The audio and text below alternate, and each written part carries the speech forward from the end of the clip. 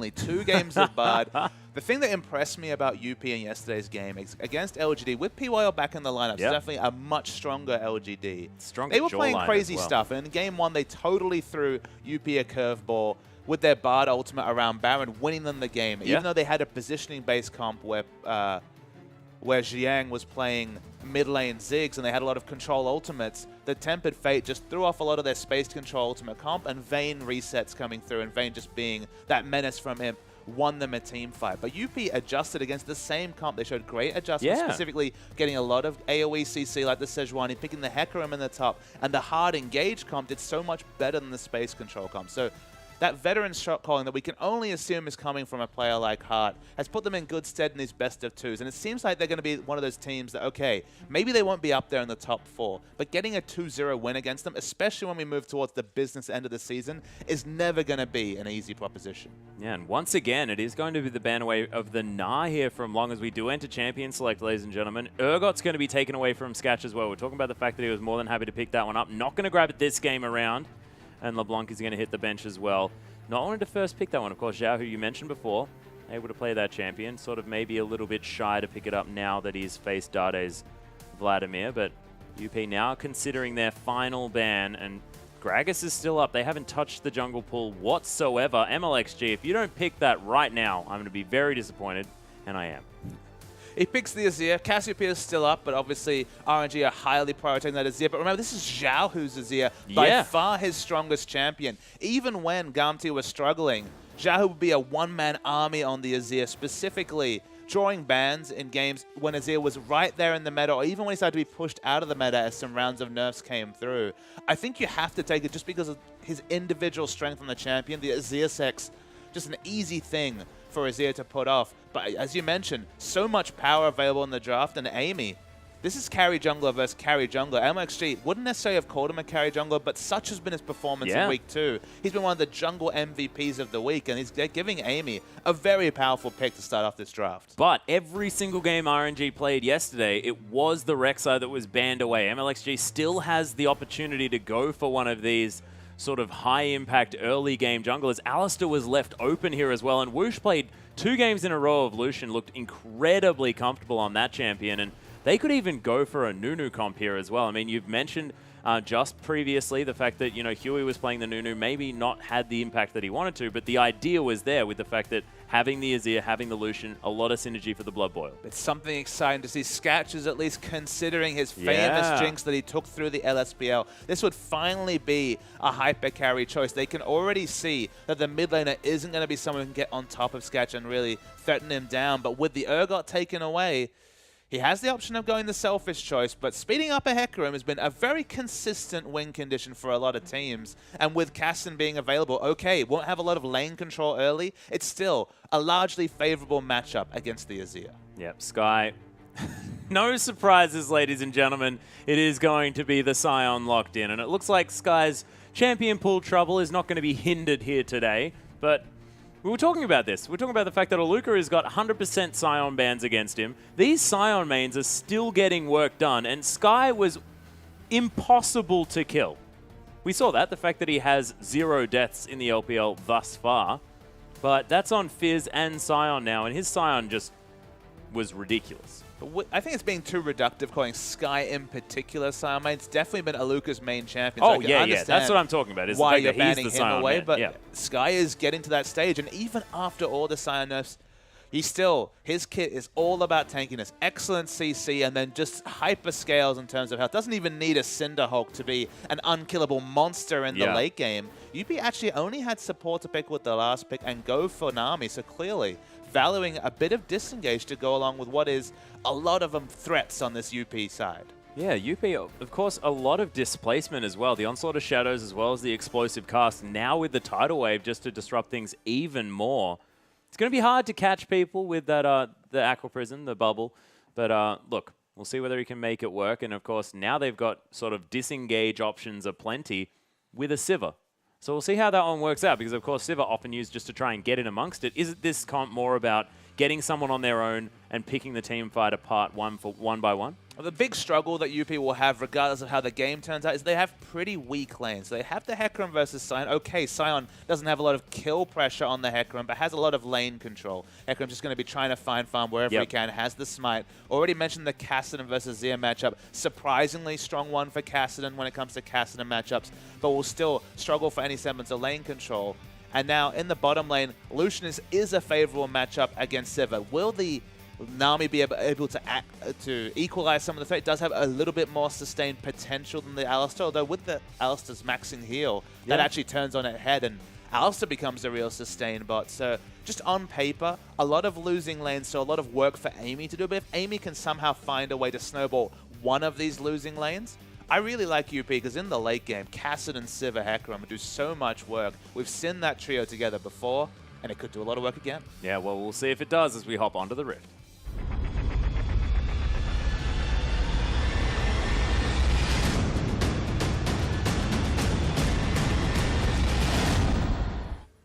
Ladies and gentlemen, here we are with RNG taking on UP for our second match of the day.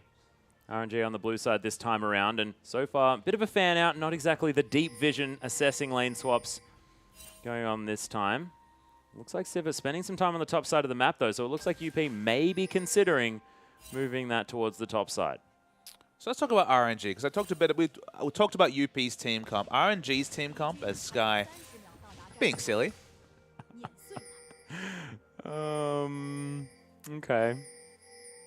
So RNG, when they're not tanking turrets at level 1 as Sion, what they want to do is to use that strength they've picked in the lanes to get control over Dragon. Because you look at this comp, usually the best Azir comps are Azir Kalista or Azir Vayne or Azir peeling for a hyper carry with the Emperor's Divide, one of the strongest disengage tools in the game.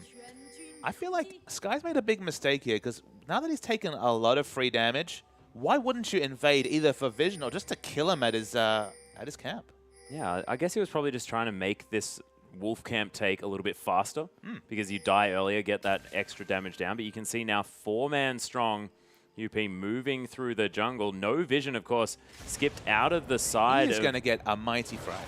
He is. I think we are too because, of course, we don't have any vision here. But he's not going to die. But isn't going to be able to take down the wolves. There are 4 members here. They can see them. Is he just going to move to the Raptor camp, do that one instead? So he doesn't lose much out of this trade. You could see from his positioning, he was actually positioned in the way that gave him the most advanced vision and, again, the best escape route to get out. So dies and will do it in relatively good speed. So even if Sivir decides to fast push, we'll get to lanes. So even though it looked silly, and I think it's a bit questionable because the only way you can take damage is giving the enemy full knowledge of what you're doing, it shouldn't affect the Sion too much. The lane swap is initiated on. It does suit Sivir, so UP get a safe lane swap and perhaps more options, and Sion still picks up his camp. We're just coming back to RNG. With their lane control in multiple lanes, and even the fact they have a better 1v2 lane, monopolize your control about Dragon, because your spacings in teamfights, the best way for Azir to do damage is when enemies are aggressing onto him, which is kind of inevitable when we're talking about Hecarim, Kassadin, and Sivir. The only way to force fights this RNG comp realistically have, that they're fought on their terms, i.e. force the enemy team to dive, is get towards that 5th Dragon stat, is to fight around Baron. So vision and control over the neutrals is the very big way for RNG to win these fights towards the late game.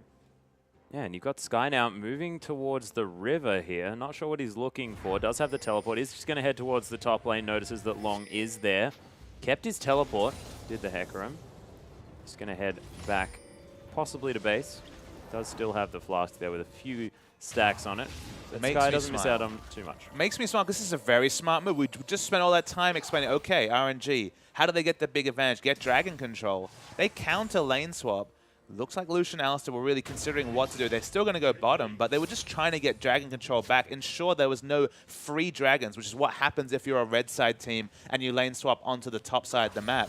Now they've got 2 members in bottom. The first Dragon is no longer free. The Dragon stacking will be delayed, and it's a smart move from UP to equalize the Dragon threat that's always given up by lane swaps. Yeah, Sky actually taking a lot of damage here as well. He's going to be forced to flash. There's the shield down, but is it going to be enough to save his life? Oh, the Rampage doesn't land, but the body slam, that's going to lock the kill down. Amy nets himself first blood. And Sky awkwardly did not get to flash over the cove. Tried to flash over the fattest part of the terrain, didn't manage it, face planted in an awkward fashion, and died. So now the no-flash Hecarim actually picks up a kill involvement, can control this wave, and Sky doesn't have teleport. Complete lane control guaranteed for Lung. And we asked this about Amy. Can he take these weaker lanes and snowball them? Good job in the top lane. Yeah, it looks like he's already starting here in a Hecarim. We know exactly what happens from the very most previous game in the hands of Flandre. We saw what happens when a Hecarim gets ahead. It doesn't matter about the matchup. You're still going to be an absolute menace to deal with. Jahu getting some decent pressure onto Punished here in the mid lane. But there's the headbutt pulverize onto Sketch now as well. Whoosh getting some decent damage down. Boomerang going to come back and get some damage over him as well. But damage advantage going towards Whoosh. They definitely underrate Alistair sustain in lane, especially if you max heal first. Okay, you don't have as much kill threat, but just given the fact that you're in a 2v2 lane where minion waves are dying very, very frequently, you actually do more sustain than maybe not the newest iteration of Soraka, but previous Soraka iterations where the heal was on more of a 10-second cooldown. Could be great sustain in bot. Heart also going to be mostly focused around sustain as well. Sivir wants to sustain because it can be a fairly brutal matchup when she tries to trade with Lucian. But at present point, looking pretty even. Yeah, and of course, always going to have the wave clear advantage is the UP bottom lane here with the Sivir on their side. CS advantage still in favor of RNG as they clean up the rest of this minion wave. And MLXG, uncharacteristically quiet the early stages of this game. As there's the Ian from Zhao, who doesn't get the shield though, but immediately the flash is used from Punished. I'm not even sure that that was entirely necessary. But he was worried about the Azir sec. Zhao was already level 6. Yeah, there was true. the potential of pushing him back in. Was awkwardly one creep away from level 6 himself, where the Riftwalk would have really dissipated any hope. Heart's low. Yeah, there's the flash from Whoosh, though. Locks down the kill. Sketch now might be in trouble as MLXG tunnels under the waterfall. He's burning down from the red buff. Whoosh wants to pick up the kill, but it's not going to be enough. Didn't quite get there for the Light Slinger. It looked like he actually held on to Spell Shield until the Unburrow registered. Really nice use of summoner spells. Keeps Sketch alive, but First Blood down bottom. We were mentioning that Sketch and Heart were looking comfortable in this lane, but very quickly answered. That is the longest tunnel I've ever seen, by the way, there in the bottom lane. Not sure how MLXG even managed to make it through that wall. Have you seen the turrets? Sorry, the tunnels that come under turret when you go for the turret ganks around, I guess, bottom in this map. You can do some crazy things with that tunnel. Well, yeah, I'm learning this right now, as it is going to be destroyed there. That was a work of art, that tunnel, Sketch. Very rude. Dragon, though, is going to fall down. RNG are going to lock that one in. They are still behind in gold, just because that First Blood really helping them out there. And you can see this top lane going fully in favor of UP. We'll see whether MLXG is going to pay a visit, make sure that he can help at least deal with the fact that this Hecarim's getting out of control. All Sky can really do is try to control this wave. Obviously, so many ranged pushing options for Sion can just max the Decimating Smash and push it into wave. But because of the lack of kill pressure, unless MLXG joins them, Whoosh sidesteps. Yeah, there's the teleport in from the top lane as well as Heart. He's taking a bit Level of damage, 6. but Lei most definitely going to die. There's the ultimate from Long. Takes him a little bit of a while, but Lei does fall down in the end. Of course, the cow not quite level 6. Couldn't use that Unbreakable Will. MLXG going to knock up Amy here just quickly. Looks like he was taking negative damage, though. And MLXG just trying to protect his red buff. Amy has a level advantage to MLXG. Okay, cannot bite off more than he can chew. Amy isn't able to pick up the enemy red buff, so a relatively even trade and dissuades the enemy from picking up the red buff. Yeah, and actually Sky back in touching distance of this farm. Of course, Long picking up a kill for himself towards the bottom side of the map, going to help him out there, so not going to be worried about it at all. Now has the Cinder Hulk enchantment completed. Is MLXG going to take down the red buff? Hits that level 5. Wants to get to the Void Rush as quickly as he can, but Sky does now have a Glacial Shroud, so helping him here in the top side. And I think regardless of how this lane's going to go, I mean, he's still Sion. He's still going to get to a point where it's going to be very hard to kill him. But the issue with picking the Sion is that I agree. You'll reach a point where Sion will be an unkillable force that does excellent work in team fights. The other issue, though, about laning against Sion is that you're getting to the point where Hecarim being an unstoppable force in team fights is also going to be an inevitability. While Hecarim doesn't have the same suite of CC to really be useful in late game team fights, the burst damage and the flexible options and the diving is always going to have the advantage to Hecarim. So the gank that Amy put forward has just basically guaranteed that we're going to see another showing of the big late game Hecarim, and whether RNG can deal with that or not really remains to be seen. Oh, and you're going to be very impressed. Lei is actually leveling Q first. The Q first on the Alistair. Yeah. It's not going to be the sustain heavy approach. I do like that. A bit more kill pressure. It also allows you to get the headbutt and the pulverize onto identical cooldown so that you don't have those awkward situations where you max headbutt and just don't have the pulverize available for a second one during a fight. It's definitely his most important team fight skill, so maxing it first is fine, though we have seen more and more people move towards the heal, which, you know, I don't really like the heal as the max, but it has its uses. Yeah, non-interactive, of course, doesn't allow for as much of an exciting laning phase, but is safe. But I do like the fact that Lei going for a more aggressive approach on this cow. MLXG is going to head to the safety of the pink ward here in the tri-brush as Sketch and Hart going to move back. Spidey senses were tingling now, understood that there could have been a jungler lurking. But look at this deep vision from UP, not swept out at all by RNG. You can see what's going on around the red side jungle of RNG. You can see where MLXG is moving about. Yeah, we're just watching the top lane. Long has nothing to worry about. Trying to compound on the misery of Sky is Amy trying to look for a gank. Doesn't look like it's going to be successful, but Sky's overextending a little bit. You require both the Terrify and the Devastating Charge to push them into the Grugs for any semblance of a gank to be pulled off there. So probably too many variables to realistically get anything done. Yeah. So they are going to maneuver into the jungle, though. Whoosh, sort of a saving grace here for RNG. Unable to really hold on to too much of a lead to speak of, as Sketch didn't even fall down in the last fight. 5 CS in the lead, probably not going to be enough, as Amy going toe-to-toe with Xiaohu here just a little bit. Oh, actually using the E to go aggressive. There's the Emperor's Divide, but Long might capitalize on this, decides instead to take away the jungle camps. Punished coming through as well. But Xiaohu unable to really find too much and actually gives up the Wolf Spirit. Long just had to watch to see if Punish was able to rotate fast enough. Kasten was too far away, so using the ultimate there would have been a bit of a futile exercise. Heartsback's actually stopped. Yeah, MLXG creating a little bit of a source of trouble, but Sketch might find his way in here. Hart almost dying, actually, as the turret thankfully tanking up some minions now, going to save MLXG's life. Oh, Hart has to be careful. May not want to go too far forward, as Woosh could probably end him with just a couple of spells and some light slingers. He's going to have to go back now as well. Struck me as a weird use of the Nami wave there, just because Long didn't have teleport up, so there was no potential for Hecarim, even though he's winning this lane in CS values landslide again, which is again another shadow of what we saw in the previous game, where we saw another Hecarim basically free farm his way against a Gnar. Against a Sion, it's basically coming out the same way, and the carry build, it's coming early. It is, and he's got the, like you mentioned, the Phage already built up. Starting to go for Trinity Force instead of what we saw from Flandre, which was... No though. Yeah, so no rush towards the home guards. Does look like UP more than happy just to continue the laning phase, don't really want to get to any early team fights, so I sort of like it. You don't really need the all-important home guard teleport to start off a team fight. And just to reiterate champion select, scaling top laner, scaling mid laner, both these champions going to be massively strong in the late game, not to discount the strength and the damage of Azir or the tankiness of Sion, but I believe the duo is just innately stronger than their enemies, and Kassadin uniquely qualified to deal with Azir in team fights having the Rift Walk. UP just want to ensure that they pick up CS and the members they need to, and obviously job done there, and not lose too many objectives. No turrets have gone down, but they might actually look to fight around the second dragon. Yeah, Amy, actually, I don't even think he's got vision here of the dragon. He does now. Oh, yeah, 50-50 now. An opportunity here as it's going to be stolen away from Amy. The tunnel's going to be used, but Lei able to use the Unbreakable Will just to at least keep him alive for a little bit longer. Nice bubble there from Hart, but the flash over the wall going to save the cow's life. Very nice use of the smite there from Amy, and going to mean that RNG unable to pick up the sneaky dragon.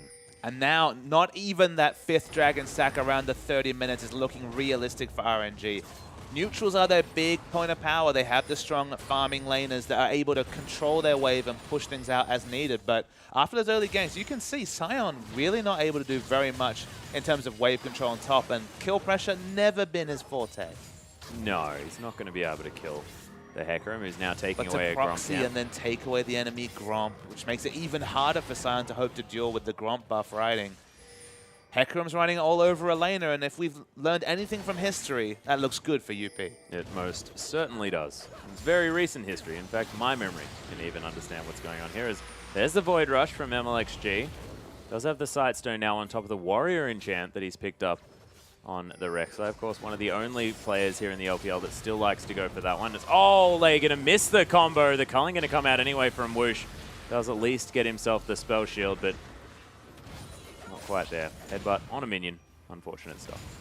I think it's actually an excellent time to pick up the Warrior Enchant, given that early objective fights are what this comp does best. This is what they need, so get the most power early. Do not delay your power spike to match those of the enemy teams, because you just don't have the same champion slate to really justify. So Warrior Enchant Rek'Sai, so much stronger in the skirmishes and in the team fights, has potential to dive the backline and at least chunk someone out severely. If they play around it and use it, it's great. Obviously, if they just wait it out and we move to the late game, it won't do as much work as Cinderhulk Rek'Sai. Yeah, actually Punish taking a bit of damage here from Xiaohu. Able to get the auto attacks in there, and the attacking soldiers helping out as well. Long standing on top of a ward, and Sky defending valiantly his top turret. The Soul Furnace going to help him out there as far as clearing out the minions. Punish now at about a third health. Xiaohu just harassing the Kassadin forever. But 0-0-0 for both of our mid laners. Very even is the farm. The kill scores in general in the LPL, just not what they used to be. No, they're not. Sort of having teams playing calculated League of Legends, Papa Smithy. What's that about? I think it's just a semblance of this patch. 5.8 onto 5.10 has been largely solved. We've already seen a massive international tournament, everyone bringing around their best strategies. Speaking of strategies. Yeah, MLXG with the double knock-up, at least looking for it. There's a pulverize to talk about here for Lei, but MLXG getting it turned around on him. Xiaohu going to take down the turret in the mid lane as Whoosh making his way back into this lane. The flash from MLXG, insta-flash from Sketch, though. He's able to secure that one. Now is definitely incredibly dead. That was got himself a kill. Really strange from MLXG to overextend so strong with Lucian literally still at his inner turret walking to lane. That over-aggression was punished. 1-for-1 trade. They take down the AD carry, and the gold does go over to Whoosh, so I guess that's a good sign. Already had picked up the Infinity Edge, now going to be faster and faster working to his next item. But strange maneuvering from MLXG. Yep, it's an odd one. Of course, MLXG was known for a bit of that. 2 turrets to 0, though. They've powered down 2 turrets very quickly. They have. So mid lane outer turret did fall down. Sun turret was replacing it there for Xiaohu. Long's going to answer it in the top lane as Sky's going to make his way back up there. Unstoppable Onslaught is available, but may not use it just to attempt to save this turret. And might even be in trouble if he heads around here as well, because, of course, Hart making his way there with Amy as well.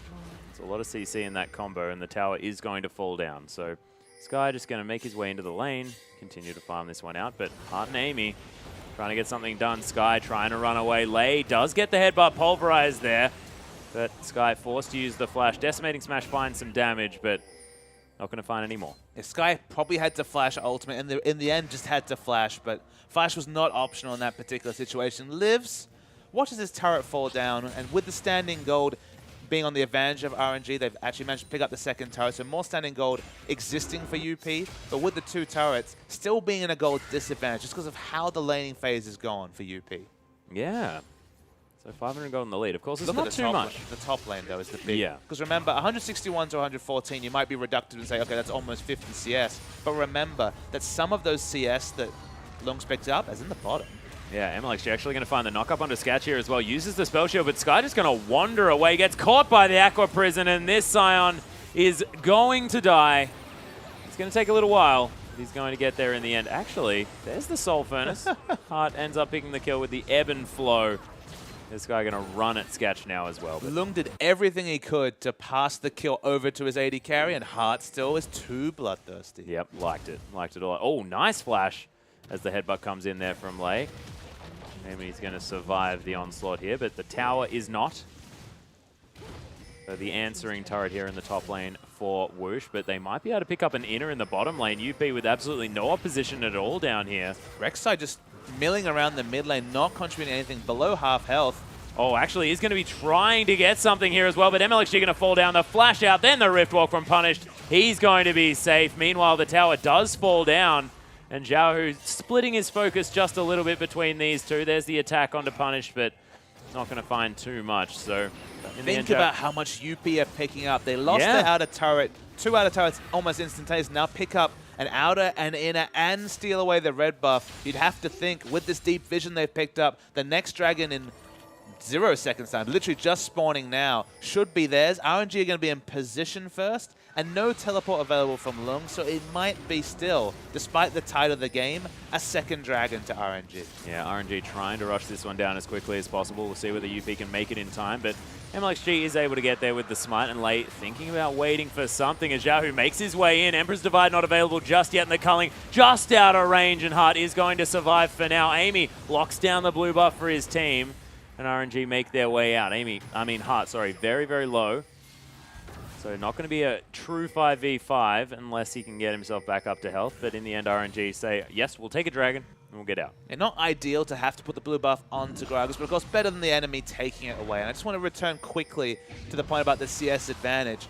50 CS-ish is the advantage for Lung, but remember that because he has that smite, some of those CS are really big monsters that give you a lot more gold than lane creeps. So that lead is implied larger, probably about 70 CS advantage. Yeah, Punish is going to get knocked up, but of course has the Riftwalk still available. Sky looking far more squishy than he should really with the Scion in his back pocket. And if you don't get the farm, then the Scion just unable to stack up the passive on his E. Not really going to be able to get to a point where he's that super tank monster. Frozen Heart is, of course, there, but not going to help him against Kassadin, who, as you can see, doing a fair bit of damage. Actually, Woosh just going to kill Skatch, who I believe was Emperor's Divided, back into the team.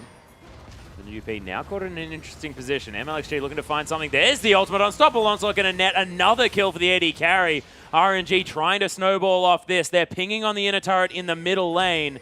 And Lung, he's back in the top lane, doesn't have the teleport. Amy might get caught here. Another knock-up onto Punish. Xiaohu makes his way in. A spectacular entry there as Sky gets the slow onto Amy. He's going to fall. Woosh locks down the red buff for himself as well, and Punished. He's able to escape, but he's letting his team members die. I love the assertive play from RNG. My first thought was Baron, but at 21 minutes with Amy still alive, probably too risky, but they took the most direct route to the thing they pinged. The objective they pinged was that inner mid lane turret. They found Amy in his jungle, took him down there. It's a good sign of aggression from RNG and understanding that with those 2 members down, they could make up what they would, and what they did was take away the jungler, take away the red buff. They don't quite get the turret, but they put themselves in the best position to pick up as many objectives as possible. Yeah, and this is what they need to be doing as well. They need to be creating opportunities for themselves, and in a game that looked like they were slowly losing. Absolutely. And it did look like that. The tide was going against them, but the moment that Skatch died off screen in just a overextension, you'd have to think, maybe baited into doing turret damage with Sivir's low 500 range, things were turned around for UP. So the gold lead, it's still 1,000 gold. I still like the scaling that's going to come through from UP, but if they get too cute, RNG, they still have a fearsome late game in their own right. Yeah, well, you're talking about an Azir here in the hands of Xiaohu, who has already showed himself to be a fantastic Azir player. Now with that Rabbidan's death cap. But he's against Punished, who showed some great Kassadin in the past as well. So no discredit here for UP, and is actually getting to the point where it's going to be quite a tight late game as far as working out who's going to be ahead, who's going to have the opportunities to make plays, and it's going to come down to who's going to make the decisive moves around the map, who's going to be able to get those strategic master strokes towards the late game. And that's what we're looking for in League of Legends. This is the exciting part. And while the item spikes are pretty flat across the side of Unlimited Potential, because honestly, everyone's got in on the act in terms of kills, same is not true in RNG. And a 4-0-0 Lucian, definitely ahead of his lane opponent, Skatch. 1-0-2, the only other kill credit goes on to Azir, who's obviously farmed very well. They've both put all their gold into offensive items, not the Zhonya's Hourglass to maybe ensure that the Azir sec players are very, very safe coming out from Xiaohu. He's just going a full damage build. Given the fact that they have mid-game, so it's probably the smartest idea. We're going to see a replay of what happened to good old Skatch, I have to think. Yeah. See when he just gets picked off by Xiaohu here. We're lying in wait. The next Sand Soldier attack, I believe. There it is. Yep. Lovely Azir sec play. Didn't even have to use the flash. Mechanics on point. Bit of a long clip, but we got the feel of it nonetheless. Yeah, and was really well played by Xiaohu there as well, moving himself a long way with the attack and, of course, the E. Moving around to his Raptor camp, it notices that MLXG has discarded that one, has picked up a Locket of the Iron Solari here as well, and that's not going from an Aegis of the Legion towards that. That was a Kindle Gem now into that Locket straight away, so a lot more magic resist for the team. Not exactly that useful when it's sort of just a Kassadin and a Nami that are going to be doing much of the magic damage. Spirit of Dread as well, and I guess Amy's damage, but we shall see whether that's going to be working out, of course. Actually, I mean, I guess Long and Sketch are doing the majority of the physical and I guess a lot of the damage apart from Punished. Yeah, still Locket's going to be good. I think Locket just builds, so gives you those stats, has 2 Kindle Gems in it, sorry, 2 Ruby Crystals in it, so it gives you a nice stack of health and the cooldown reduction, and just even the active is useful against both damage types, not just the magic damage, of course. So against burst damage in general, we're going to see plenty of burst trades between Lung and Punished. Even Siva, a lot of her damage can be the burst coming through from the Boomerang Blade. Still going to be an invaluable item. UP, they kind of have a dichotomy here as Punish has gone for a lot of power early and Lung has got a bit of everything. So Lung's going to power up a bit later, maybe 35 minutes. We'll see the likes of the Trinity Force, the Frozen Heart, and the Spirit Visage, but for now just has the parts, whereas a lot of power on Punish. His dive build is complete with 10-stack Rod of Ages into the Zhonyas. Yeah, and even has a cheeky Fiendish Codex there as well. Not quite with the boots upgrade. We'll see what he decides to go with. Of course, as a Kassadin, you can grab those Mercury's Treads and feel pretty good about yourself as well. Of course, a bit of a Dade special on that one. Loves to get Mercury's Treads on his mid laners. Hecarim's lying in wait. He's in base, has Home Guard teleport available. Sion walking slowly out of base himself. Lumbering, one would say. Lung's just amusing himself in base, walking around a little bit, waiting for what will no doubt be a devastating teleport. They don't quite have aggressive flank wards though, so they need to watch where they act from, because it could be quite predictable when it comes to the initiation from Hecarim. Yeah, Lei actually staying very, very ahead here as MLXG wants to come over the backside of the Dragon Wall. Going to releash and heal up very, very soon. He actually has sort of found new targets quite a few times here as Praysega going to come through from MLXG. And now he's got a whole bunch of his health back. MLXG looking to try and pick up the aggro here as he moves around with his team. Aqua Prison doesn't find the mark. Neither does Preyseeker. And Dragon's going to be caught up on again. Lung still hasn't teleported just yet. We'll let you know exactly when that one comes through as it's now down to about 2,000 health. Sketch with the auto attacks here as well as MLXG wants to find his way in. Here are the teleports. He makes his way onto the fight, but the Dragon taken by UP. Lung finding his way in. There's the ultimate, but Whoosh surviving it for now. Punished, looking for the AD carry, and Whoosh still alive in the backline. Beautiful use of the culling as well as he finally goes down. Punish gets caught though. There's Sky picking himself up, at least an assist for that one, and there are 2 members dead apiece for both sides, but a lot of the damage dead for UP. They will have to get out of there. And we mentioned that fights that are on RNG's terms are the ones they're looking for. Azir was not aggressed on whatsoever in that fight. That was actually a 2-for-1. In fact, RNG still have 4 members alive. I thought that Sky was dead because his picture's so dark. No, it definitely suited RNG. Azir was able to free hit. They eventually got to Whoosh, but they used so many ultimates. All the stacks of the Riftwalk for the Kassadin, who died even with the Zhonya's reset. Oh, MLXG unable to survive that one. He lives for now, but Amy locks down the kill. As I think Baron helped him out there just a little bit. Don't want to be behind a Baron in the pick. Yes, you certainly don't. Uses his flash there as well as Hart does notice the fact that the blue buff is being started. And this guy's going to smack it away so that it can't get stolen. It's an excellent time for UP to show pressure because look at the bottom. The most insane minion wave pushing in. Cause as much commotion around mid as possible and force RNG to react in the mid.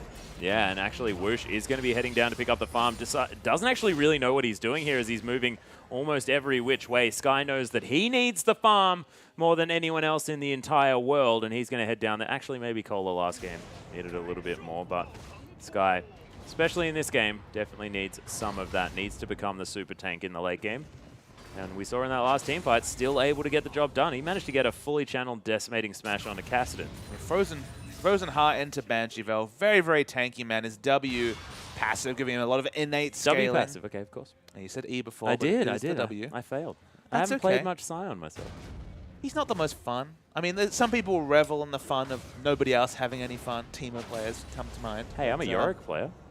Quite enjoy playing that guy. I build Trinity for Zephyr, though. Well, there you go. See, you find fun, even in the unfun. Yeah, he can actually quite happily build against his Rage Blade on Yorick as well. You can't happily build against his Rage Blade on anything. Yes, you can! On everything! You can. If you want to be liberal about the word can, you do have the possibility of building against his Rage Blade. It's available in the shop. It is indeed. They don't read it out. Maybe they should. You don't need to take Surge in order to build the item. You get it for free. It's incredible. Yeah. Long is going to clear out this bottom lane. 4 members strong of UP in the mid lane. They now understand that Happy just to make sure that they have the split pushing threat in Long as we have a look at how this dragon fight went. So watch how many resources have to be used to finally get onto Whoosh. He hits the explosive cast, gets away, punished, training on top of him.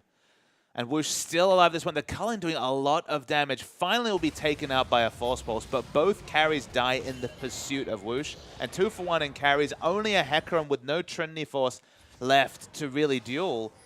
Maybe that fight will be effective later in the game when we're talking about a Spirit Visage Frozen Heart Trinity Force Hecarim, but still 2,000 plus gold away from that point. Yeah, and this is a point that you made very recently. Sky's going to go in. There's the Unstoppable Onslaught. Heart going to get caught by that one as MLXG wants to lock down the kill. Gets exhausted, but still able to get there. As the Emperor's Divide not going to do too much as Amy's going to body slam around. Punish going to get caught by another one, but Long's going to destroy the Azir in the backline. RNG pick up the double kill on the back of it. And if Long can only pick up 1 when they lose 3 in the team fight, the Hecarim's not necessarily able to do its job as effectively as he'd like. Now, if you compare the effectiveness of the 2 tanks, Sky is able to dive onto the enemy carries, then go move back and peel with his big suit of CC on that kit very, very effectively. Whoosh lives during that trade. Azir, crucially, was singled out by Long, but without burst damage, took a while to kill him. And Sivir just couldn't do damage for most of the fight because it was just zoned by the Scion. Yeah, actually, Sketch and Long able to get some work done, though. Pick up the inner turret here as the Spell Shield not actually going to work. There's the Void Rush coming in through the backside, but Sketch dodging out of the way of everything.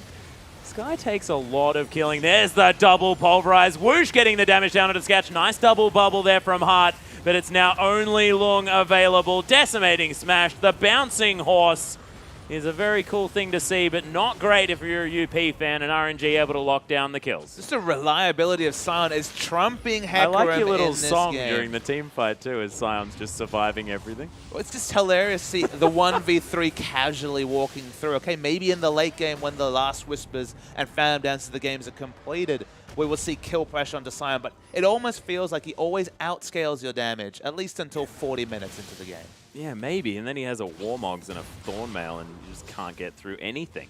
You never carve through a Scion like butter. That's just not a saying that happens. It's because he's so inherently tanky, and he's doing his job much better than Lung's.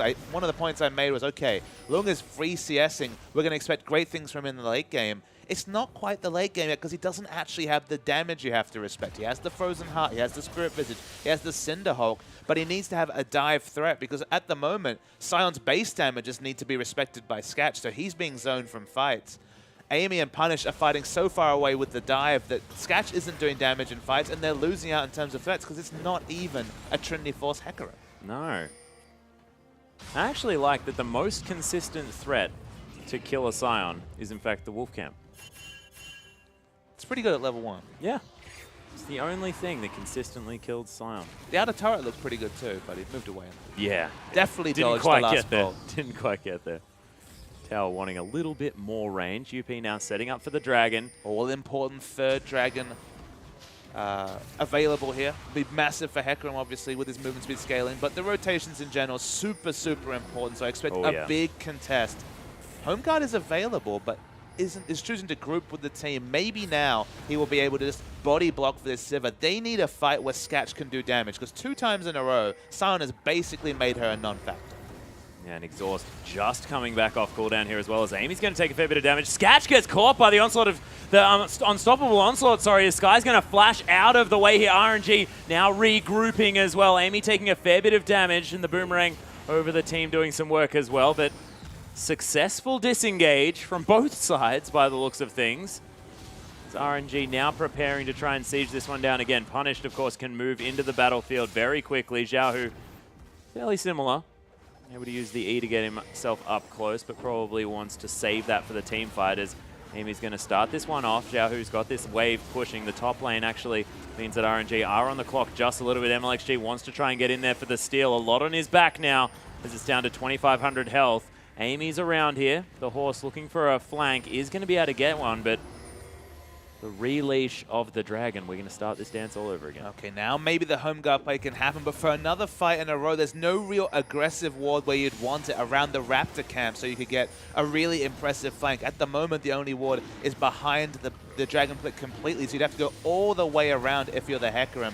If you're going to go for these gimmicky players, and even though it happens often, it's still a little bit gimmicky. Yeah, there's the teleport. MLXG does pick up the third dragon, though, long into the backline. Whoosh is the focus here as he tries to get out of the way, but not going to survive. Punished in amongst the fight as well as Sky and MLXG are caught off from their team. Zhao who gets pushed back, and this is where the tanks need to be in front of the Azir and the Lucian, but they weren't there. And RNG lose all of their damage in one fell swoop, and that could mean the Baron and UP. What a massive lead to take from that team fight. And after 2 fights in a row where RNG's positioning was excellent, as you mentioned, the tanks are nowhere to be seen. Both damage dealers die. You have a full health, full mana Scion, and it doesn't matter. No, MLXG going to clear out this bottom lane of minions, and largely it's been about this minion wave control because now they can head to the top lane as well. On the hunt's being popped, and with the Baron buff minions, Sky's pretty tanky, able to try and drift around that wall a little bit, but the Aqua Prison, that's going to keep him there. And this isn't a wolf camp, this is Team UP, and they are going to kill a Scion. No one is tanky against 5 members Atlas. 2 or 3, Scion is definitely within a shout, but in this particular situation, nothing can do. With the Baron buff minions. Oh, Skatch almost falling down to the culling there, and that's going to save the turret at least here for Whoosh, who's got 4 items. This is a huge Lucian. So peel for him. That's what they were not able to do after doing it so deftly the 2 times previously. Now the Last Whisper is completed for Skatch. Also has a BF sword on the top. Suddenly, the carries are getting threat onto these massively tanky front lines. Crucially, no Void Staffs completed, so Punished and Zhao are going to have to be dealing mostly with base values. But the Void Staffs coming through might be the big tipping point, because diving through an 800 AP Void Staff for Zia, we've seen multiple times, even just this split, is not something you can do easily. No, definitely not. Of course, he's 2,000 gold ahead still, is Wushin against his lane opponent, Skatch. So, of course, a bit of money was in the bank there for this Sivir, so probably going back to pick up a few items there. With 2,000 gold behind, it means that that Bloodthirster not quite completed just yet. And in fact, not a whole lot of sustain. So now Whoosh with a slight advantage there on that front. Long nowhere to be seen. Doesn't have the teleport just yet either, but they are going to be able to steal away the red buff. MLXG in the bottom side trying to push things through.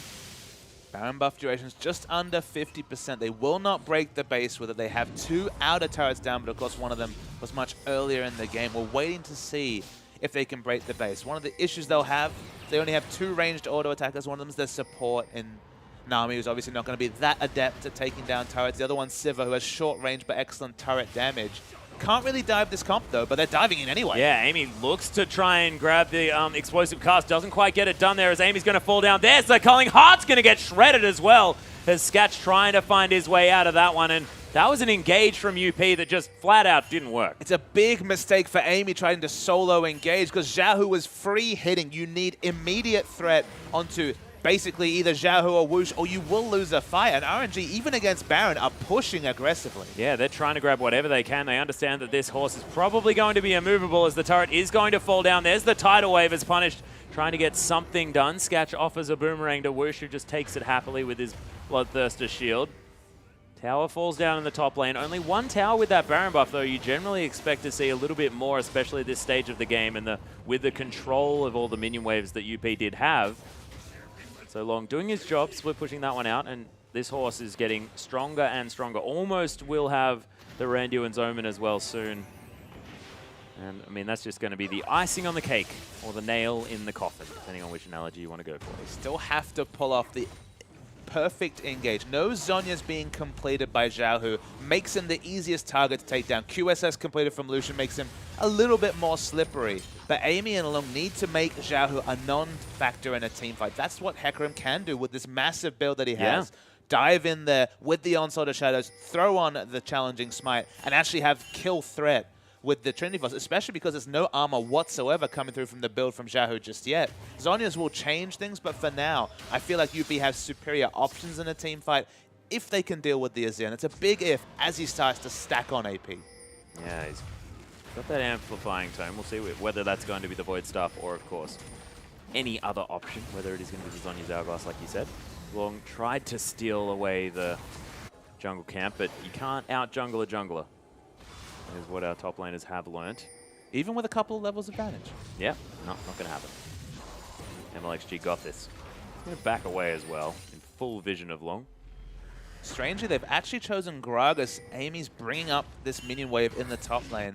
A minute till Dragon. Equalizing third Dragon would be just equalizing that movement speed. With Sivir able to equalize the movement speed anyway, it's not the most biggest of concern, but still, reliable move speed. One of the hardest things to itemize in League of Legends, so you want to pick that up whenever you can. Lung's building up a minion wave. It's the weirdest 1-3-1 split push ever, and Sky's trying to end it. Yeah, there's the onslaught, but doesn't really find his way into much there, but they do get the ultimate out of Skatch, which is a big deal. Long, though, he's having free time with this turret, already down to half health. That Trinity Force doing some work on the turret. They're pinging it out, but that's not going to stop it from going down as Long's trying to escape now as Lei. He wants to get him out of there. Beautiful onslaught of shadows. And that means that you can't get headbutted. You see more Alistairs, and suddenly everyone in their dog is flashing headbutts, ulting headbutts. Yeah. That guaranteed Malphite-esque CC. Been outplayed multiple times today. Not as guaranteed as you would have otherwise thought.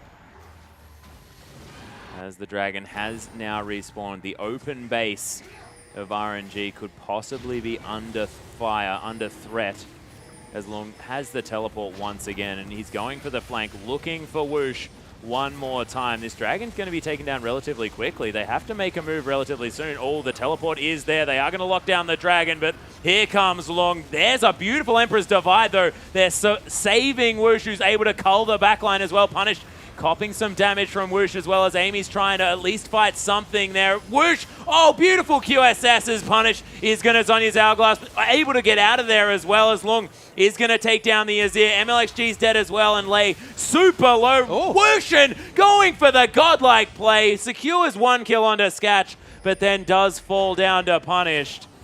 Long, though, he's the problem. This horse can't be dealt with. And when we saw 2 fights in a row with Sion excelling, we might have tried to return to that prediction I made in the late game, but Sion's so reliable, he does so much CC. Unfortunately, he's been completely ignored multiple fights in a row, and Lung is killing people and also needing to be accounted for. So while his CC isn't direct, he's not necessarily doing a lot of stunning, people have to react to how he moves. Yeah, well, actually, Sky able to try and help his support player, but he is eventually going to fall down. Maybe multiple turrets available for UP as Sky just trying to clear out minion waves where he can. Void Rush from MLXG going to get him a little bit closer as he's going to secure possibly the blue buff. The thing about Triforce Hecarim is that, you know, we talk about things like space control in League of Legends. I love talking about it when we're talking about a Ziggs or throw out a minefield and the enemy knows I can't walk over those. The thing about Hecarim is that in the early game, you might say, okay, he dives in with the onslaught of shadows. That's a really important Terrify. He's got a very small CC in the Devastating Charge, but he doesn't have any more crowd control. What he does is he does so much damage that you have to respect him. You need to run away from your team, potentially just out of a fight, because Hecarim's running at you. So his CC is implied, but once you have the Trinity Force, it's guaranteed. Yeah, there's a flash body slam, though. MLXG is forced to flash away, uses the locket, but it's not going to be enough. Sky, super tanky, but when he's on his own, there's no damage on the team. Whoosh is going to have to try and deal with Long one more time. Sky gets a decent knock up there. Still alive somehow. Xiaohu kills hard there in the backside. Sky's going to die as well as the culling going to come through now. Long very low on health. Xiaohu is going to use the Zhonya's Punished as well. Both of the Golden Boys are going to get out of this fight as the Ward over the wall notices the fact that there is in fact a Nazir over the wall. Skatch using that lifesteal in order to keep himself back up on health, but he wants to kill structures. It was really nice team fighting for RNG. It needed to be. There was the super minions pushing in the bottom lane if they lost a fight, but it ended up being very, very even. 2 for 2 was the overall trade. I think it was mostly the terrain. They had excellent options to jump over walls, and then the wonderful Azir Sec play coming through from the Azir just to kill Heart in the backline. Emperor's Divide so much more useful when you're talking about impassable terrain in more narrow areas. And RNG, they're trying to power down Baron. This is their best way to get back into the game, but there's no smite there yet. Yeah, Void Rush is available here. MLXG is going to make his way in. He burrows under there. Lei trying to deal with Long as MLXG over the side of the wall.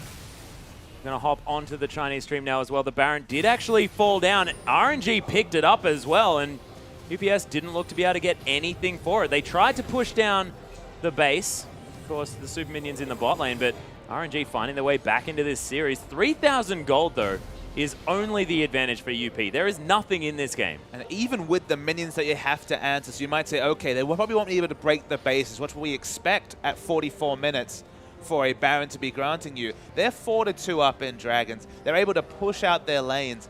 It's one of those situations where if you take the Baron as RNG, it's something that UP can't pick up to equalize their very poor sieging comp. Baron with this threat of dive from UP should have been enough to finish the game, but suddenly RNG, in a game that looked lost for them, have a real chance. Diving onto this Azir with now the Zhonya's being completed and soon a Void Staff.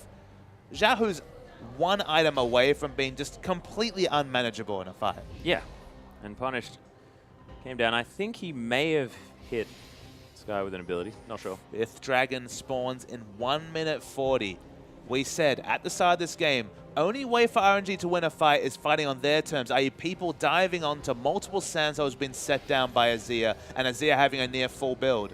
Threat of a 5th Dragon and all these items on Azir tells you that this next fight will happen in 1 minute 30. Yes, it most certainly will. Of course, that is the huge thing that RNG can hope for. And of course, they are allowed to over the next sort of 12 minutes. Every time a Dragon comes up, they threaten the 5th. And even if UP manage to get the next one, it's only the 4th. And it means that the one after that going to be super massive for both of these teams. The threat exists every 6 minutes. That's the unique thing of picking up 4 Dragons. Okay, the 4th Dragon itself, the statistics aren't always that relevant, but the threat of the 5th, that's what looms over this UP team.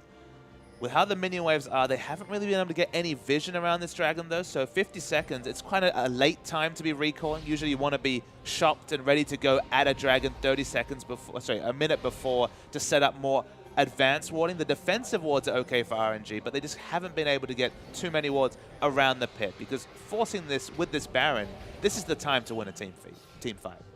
Yeah, Void Rush was used by MLXG, making his way towards the mid lane, and 26 seconds on the Dragon means that they are now wanting to set up positioning. You can see UP with all of the vision already. Pings are going down. You saw before, Observer mousing over the fact that there are double engage items here for Lei. He wants to be able to get in there, get amongst it, or get back to his teammates in order to start something up. Oh, Heart might be caught out here just a little bit. They're not going to use too many cooldowns just to make sure that they will be able to fight when the team fight actually erupts. Dragon spawns now. Yeah, Tidal Wave down as well as Amy's going to get headbutted back. Lei taking a lot of damage, but Unbreakable will. That's what this cow really wants to be dealing with. And it doesn't really matter what health he's on because he'll still be taking next to nothing. RNG need to be decisive. They're going to lose their inhibitor if they don't fight right now. Yeah, they are fighting right now as well. Amy loses half of his health. Sketch making his way in as well. Lei very, very low. Long into the backline. The Culling's there as Whoosh tries to survive this one. Onslaught of Shadows, though, locks down the kill. And look at these fights. UP getting torn apart by this. As is Xiaohu going to use that Zhonya's Hourglass, but Punished. He's going to get destroyed as well. Amy, you cannot fight toe-to-toe with this Sandy man as Heart is going to get knocked up into the air. Sky just being frustrating. The bubble is going to work out here for Xiaohu, but a triple kill. That is only one left alive. It's Long. He's going for the backdoor play as the minions are streaming into this base. He's taken down the turret here in the Nexus. The top lane's going to die as well as Lei and Sky looking to try and deal with Long. There's a decimating smash. They want to complete the ace now as Xiaohu. He's making his way around, but he has to deal with the minions. The decimating smash is going to slow him down. Headbutt back into the team. Xiaohu has to be careful, but he does have the shield and he is going to survive. Sky picks up the kill, and that is an ace. But what can RNG do with it? Yeah, at what cost is the big question. They haven't picked up the 5th Dragon, so they didn't get that crucial buff. Can they even get in a position to go take it down with minions streaming into their base? Probably, given the timers, but it's not going to be the fastest Dragon. There's always the potential that the Hecarim won't get there, but the Sivir can always use the On the Hunt to get there fast. Watch the replay. Now, when you see this fight engage, Lucian dies right at the start, so it looks like a completely lost fight for RNG. It's smart positioning from Xiaohu. He wants to fight with his Sand Soldiers over the side, so Lung comes in and is going to threaten the backline, and they get an excellent wombo engage onto Whoosh. Whoosh here, CC, devastating charge back, dies instantly.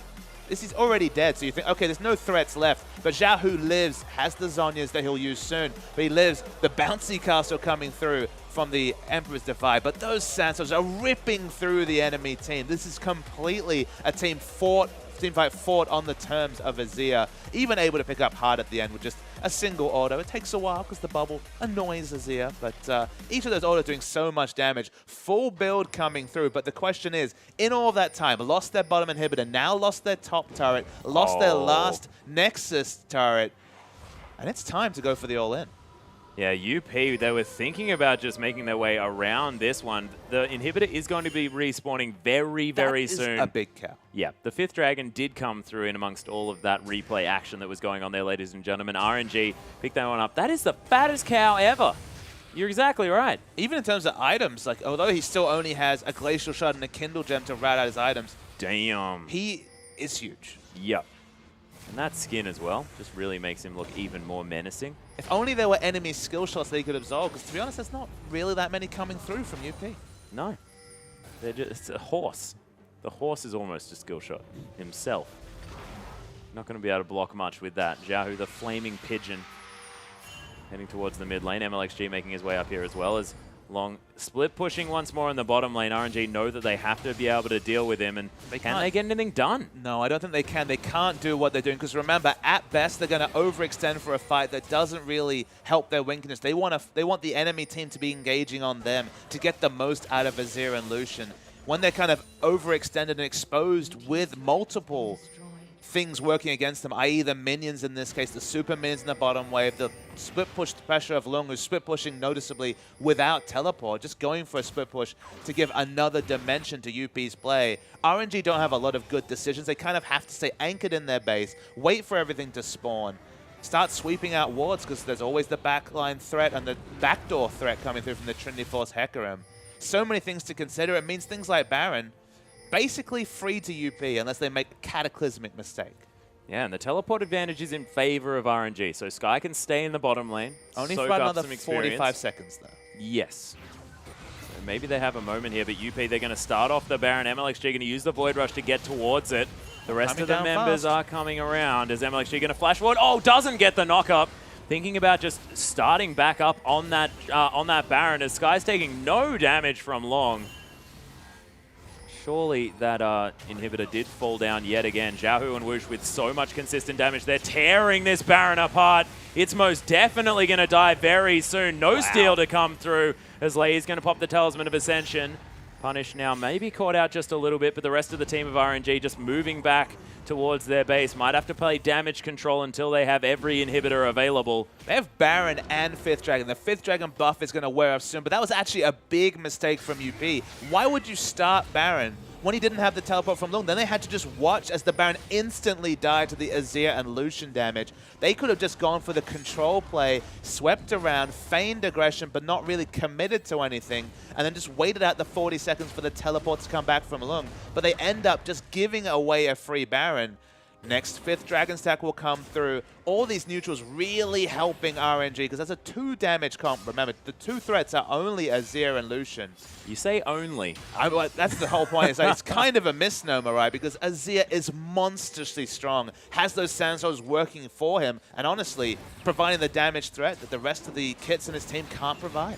Yeah, Xiaohu actually foregoing any sort of magic penetration apart from that Abyssal Scepter. He's got the Mercury's Treads with the Home Guard enchant as well. Get that Hecarim off me and I will kill everyone else, is what he's trying to do. Yeah, that's what he's trying to say, and he's saying it loud and clear here. It's the biggest Scion in the universe, with so many auras around him as well here in the bottom lane. Dragon up in another minute and a half as Xiaohu's going to clear out some minion waves. Baron buff there as well. All the inhibitors now available as the top lane is pushing now in favor of RNG. They may have an opportunity to get something done, as Sky, of course, didn't use his teleport before. Teleport's available for both sides, though, so no advantages really, as Lei actually pops both of his movement speed abilities. Heading towards Sketch. They're trying to catch up to him. Headbutted back. Sketch is going to die. This might even mean the end of the game as RNG take away half of the damage available to UP. especially in the physical damage form. Of course, Long still doing some damage, so maybe that's an overstatement there, but the inhibitor's going to fall down as well. RNG realizing that they can push forward. Sky can tank everything for years and years and years. Bubble not going to find anyone. Headbutt onto the horse to try and get him out of the way. They want to take down possibly more structures here. Waiting for the next minion wave. I think they don't want a turret dive too hard. You think they'd be happy to. Sky even has a Guardian Angel as well, but they're finding it hard to get their short-range damage threat, specifically Whoosh, to actually do damage to this turret. Yeah, they're stacking up these Siege minions as well as Amy looking for the fight. Decimating Smash onto Long there as well as MLXG is in trying to save Whoosh, but they're not going to be able to. He's going to die. The exhaust secures the kill onto Xiaohu as well as Punish locks that one down. It's only the tanks available from RNG. Sketch still dead on this side, but UP have lost no one. They're going to clean this fight up with all of their damage. MLXG tries to get out, but Punish locks the kill down. It's a double now for the Kassadin, who flashes onto Sky. He's going to be alive one more time, and then one more time after that, but that is going to be the end of the game for RNG. They're not going to kill Sky, but they're going to kill the Nexus. You can see why finally RNG don't get a fight on their terms. It was too greedy play, Atlas. They could have just forced a fight around the 5th Dragon where they could have really set things up for themselves. What an awkward time for a pause. But Atlas, fighting around the 5th Dragon, you know UP have to fight. Suddenly they group up for the Azir damage. We've already seen multiple times that the Azir was happy to sit over the Cove as Sky picks up a kill. I told you, you cannot kill this man, but he's finally out of mana and still has Flash. Yeah, flashed out of the way there. The timers aren't going to be irrelevant, but big mistake from RNG. That's the lack of a veteran shot caller. Fight around the impassable terrain.